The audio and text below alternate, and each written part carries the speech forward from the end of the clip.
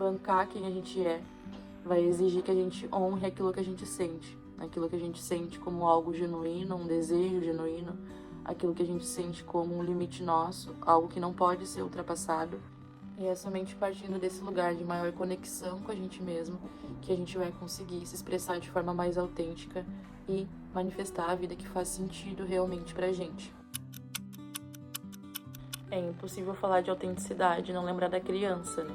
A criança ainda ela não tem aquele filtro da moralidade, né? Daquilo que é certo e errado, daquilo que é feio e bonito. A gente, quando é criança, a gente não pensa, né, se o outro vai olhar pra gente, vai julgar. A gente só é autêntico, né, e a gente faz aquilo que a gente tem vontade, aquilo que grita, né, aquilo que incomoda também, aquilo que é um limite pra nós, muitas vezes, a gente consegue externalizar aquilo de forma mais verdadeira.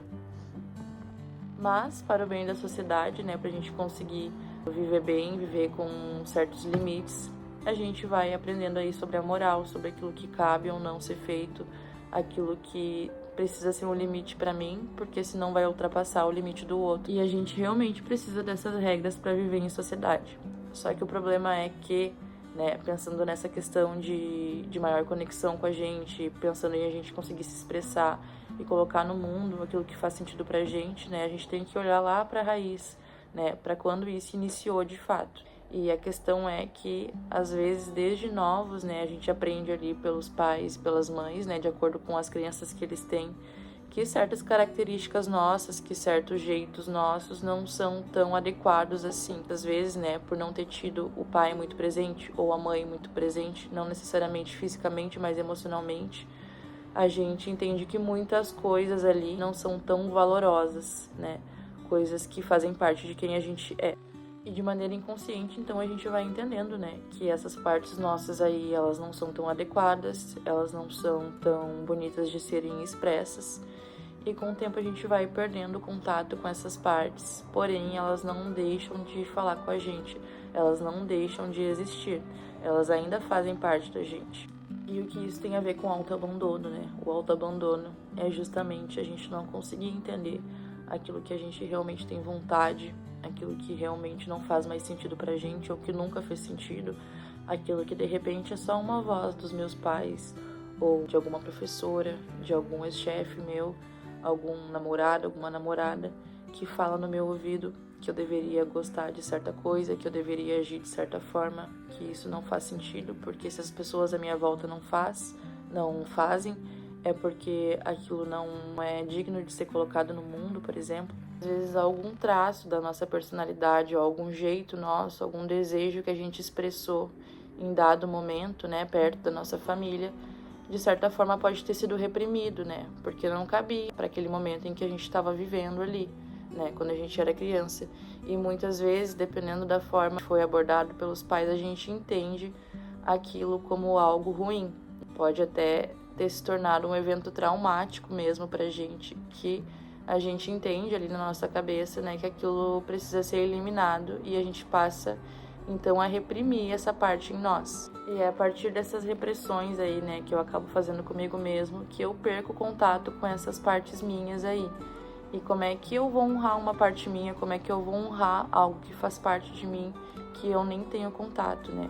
Por exemplo, se algo é um limite pra mim, como é que eu vou conseguir externalizar isso num relacionamento? Como é que eu vou conseguir dizer que isso não faz sentido pra mim? Que, por exemplo, se eu não consigo ouvir essa parte minha, se eu não tenho proximidade com isso, ou como que eu vou colocar alguma coisa no mundo, né?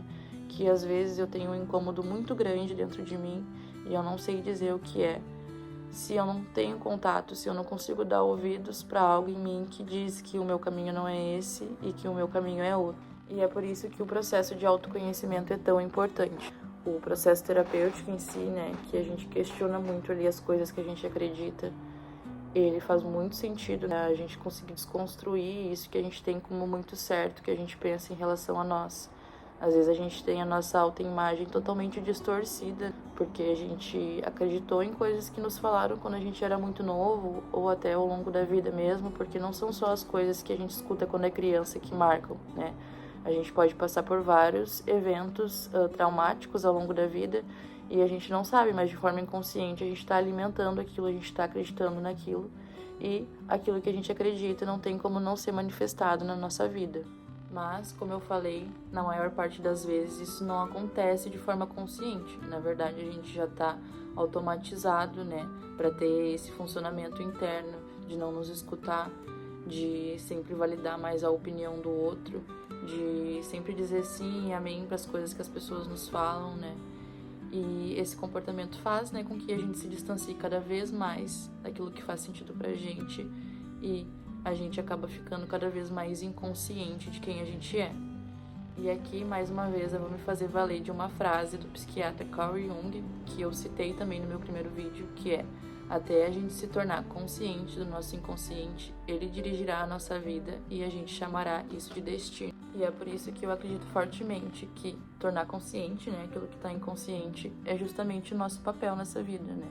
Porque é só estabelecendo esse contato maior com quem a gente é, que a gente vai conseguir se conectar com o nosso coração, né? Com aquilo que a gente tem de mais particular, de mais íntimo na gente. E a gente vai encontrar formas, né, de conseguir colocar isso no mundo, porque eu acredito também que todo mundo veio para cá para servir de alguma forma, né? Muitas filosofias, né, muitas religiões falam sobre isso de formas diferentes. E colocar no mundo não necessariamente que isso vai se tornar um trabalho, né? Mas que a gente entenda qual é o nosso servir aqui. E a inconsciência, gente, ela tem um preço, não somente para nossa vida individual, mas para os nossos relacionamentos. Porque quando a gente está muito, né, inconsciente, quando a gente está se abandonando muito ali, a gente passa a projetar isso no outro. Também é muito uma teoria ali da psicologia analítica que fala, né, que aquilo que a gente não aceita em nós, a gente passa a espelhar no outro. Então, muitas vezes, aquilo que eu não consigo me dar, que eu tô sem consciência, que é algo que realmente preciso, que é algo que é realmente importante pra mim, eu acabo exigindo muito do outro, né? Isso é uma forma de espelho. Outra forma de espelho também é quando algo me irrita profundamente em alguém.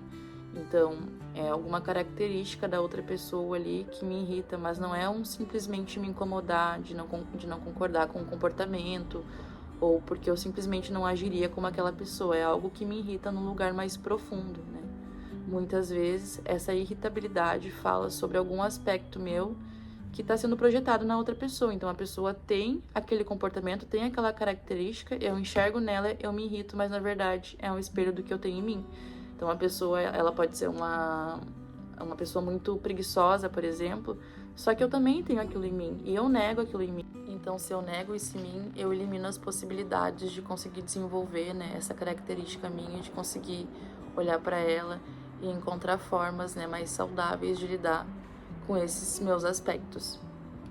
E é por isso, gente, que tanto falam por aí, e que não é um mito, que a nossa relação com o outro é um espelho da nossa relação, né, da relação que a gente tem com a gente mesmo.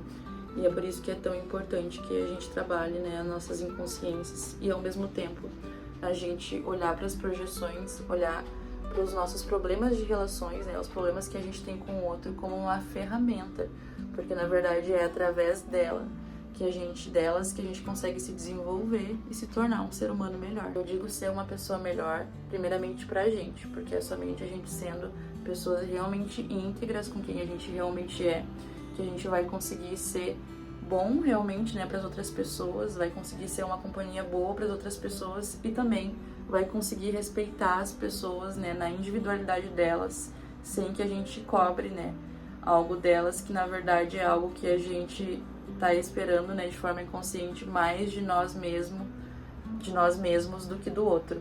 E é isso, gente. Espero que tenha clareado um pouquinho pra vocês sobre isso, né, do autoabandono, que ele tá mais presente do que a gente imagina na nossa vida, né, e que a gente consiga tornar cada vez mais consciente disso, porque é através dessa consciência que a gente vai conseguir se colocar mais no mundo de forma autêntica. Ressoou de alguma forma com vocês algo que eu falei aqui, eu peço que vocês interajam comigo, curtam o meu vídeo, comentem e me sigam também no canal. Até a próxima, um abraço!